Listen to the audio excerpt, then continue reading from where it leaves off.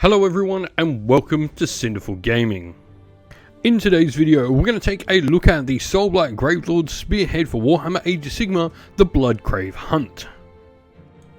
Today's video is sponsored by Gap Games, a fantastic miniature wargaming store in Queensland, Australia.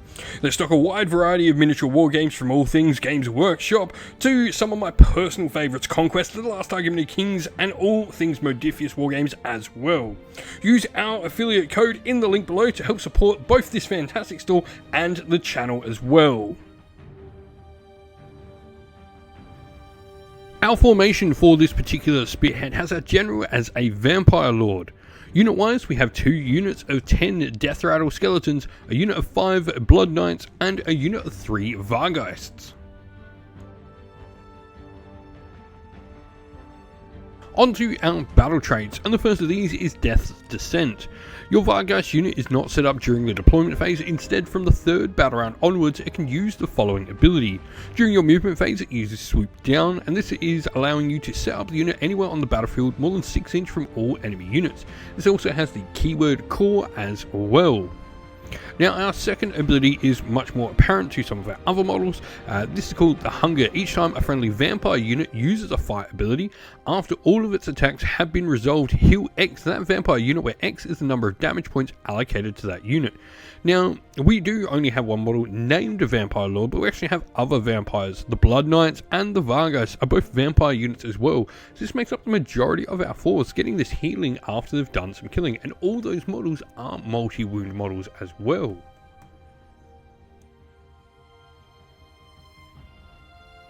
We have 2 unit options to pick from as always. The first of these is Endless Legions. This can be used once per battle during your movement phase, and you pick a friendly Death Rattle Skeleton unit that has been destroyed, and you can set up that replacement unit with D6 plus 4 models anywhere on the battlefield more than 6 inch from all enemy units. This also has the keyword Core. Now, the other ability here is during any charge phase, and is Ruinous Charges. You can pick your Blood Knights unit to use this ability. If it charges this turn, you inflict D3 mortal damage on each enemy unit and pass across during that charge move. Now, things are both interesting. We don't actually have any reinforcements in this particular Spearhead, so bringing back some of our Death Rattle Skeletons is pretty good. We do have, a decent unit in the Blood Knights, so allowing them to do even more damage is a really nice combo. I think this is going to come down to what you are facing. Does your opponent have maybe a unit you need to get rid of that is going to be a tough nut to crack? Maybe you need to get the extra damage on your Blood Knights, or is your opponent going to have, lots of infantry killing weaponry that's going to easily take out your skeletons, and maybe you want to actually bring some of them back. So that might be the way to go with Endless Legions.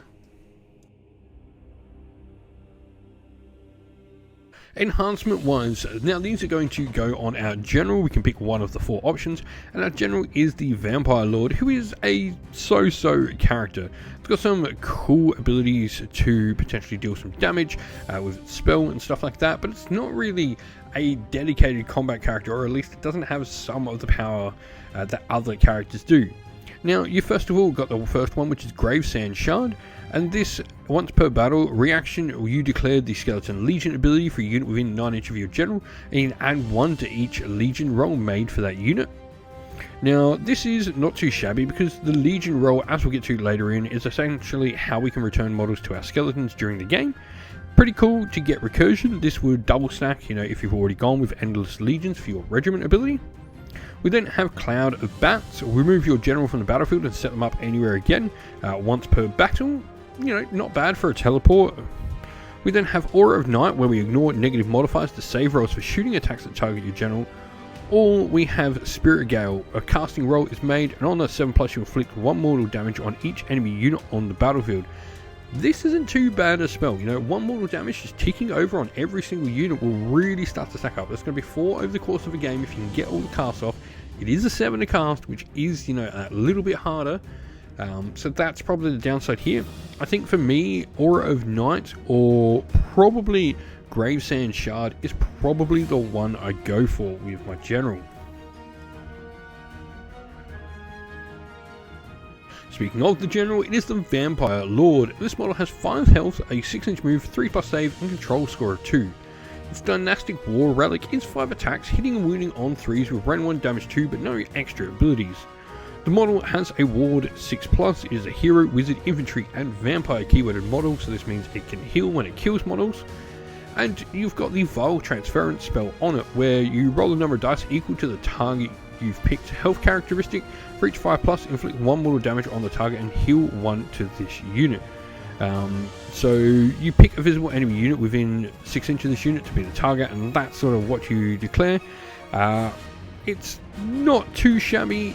The spell, I think against big things, it's definitely, you know, something to really go. If you've got an opponent playing with something with a lot of wounds, it will do a decent amount of work for you.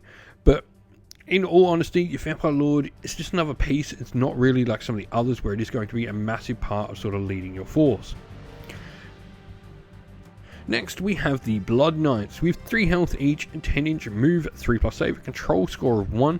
They have their Templar Lances or Templar Blades, which are 3 attacks each, 3s to hit and wound with round 1 damage 1 and the charge +1 damage rule. This can make them pretty deadly. You know, round 1 damage 2 is nothing to shirk about. But it's with the Riders of Ruin ability, where models in this unit can pass across enemy infantry as if they had fly, that allows you to attack vulnerable parts of the enemy army that they thought might have been safe. You can pass over enemy units to attack the nice juicy things behind.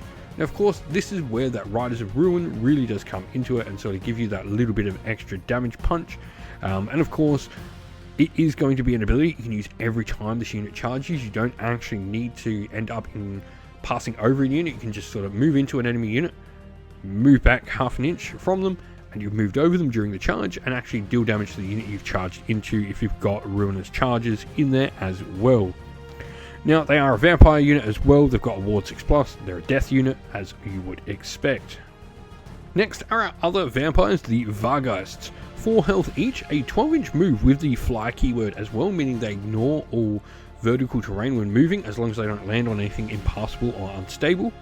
And you've also got a 5+ save, control score 1, and obviously a 6-up ward there.